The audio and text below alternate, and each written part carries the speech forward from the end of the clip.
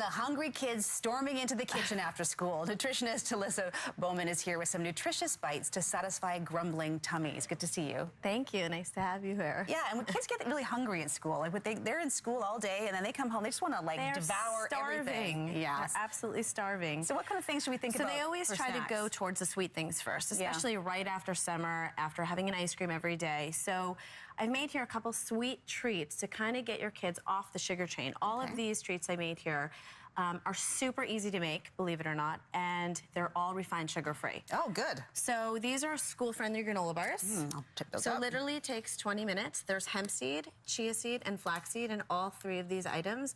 So we have high in protein, high in omega-3 essential fatty acids, and high in fiber. So keeping our kids fueled longer and helping with brain health as well. So you're saying that we should be keeping these things on hand. So this is sort of hemp seed, chia seeds, and flaxseed. Okay. I just keep these in the fridge, and then I pull them out when I do any kind of baking. And this, as I said, takes 20 minutes. Oh, that's delicious.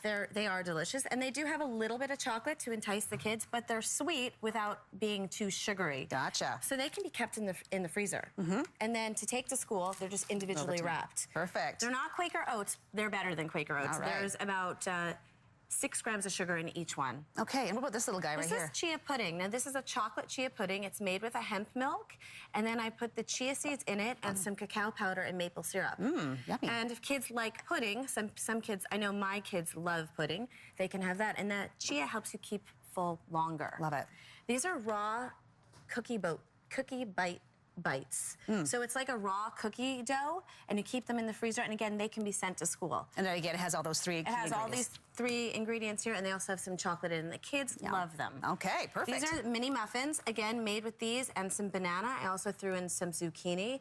And all of these sweet treats are a healthy alternative to something that's store-bought or something that doesn't have a lot of fiber in it. Because we're looking for fiber to keep the kids fueled and full longer. Good advice. Okay, so here's some savory things. Some savory things. I know most kids like dips, and they like the variety. So 2 veggies and a gluten-free cracker, which is also loaded with fiber. And this is just a basic hummus, store-bought hummus. But it's kind of these containers that keeps the kids entertained as well. It is entertaining because there's little compartments. Little compartments, and they can save it for later, or even in the car. It's very easy for on-the-go activities. Yeah, good idea there.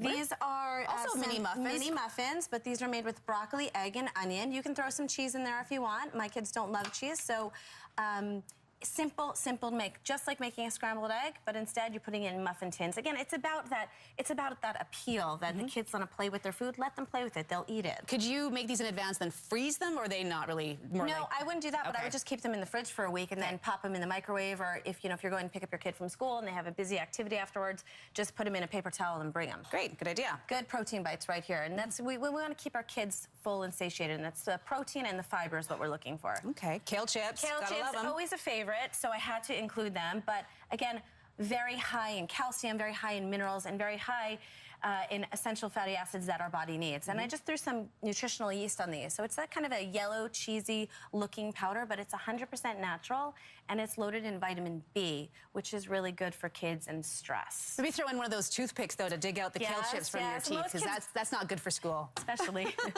not presentations.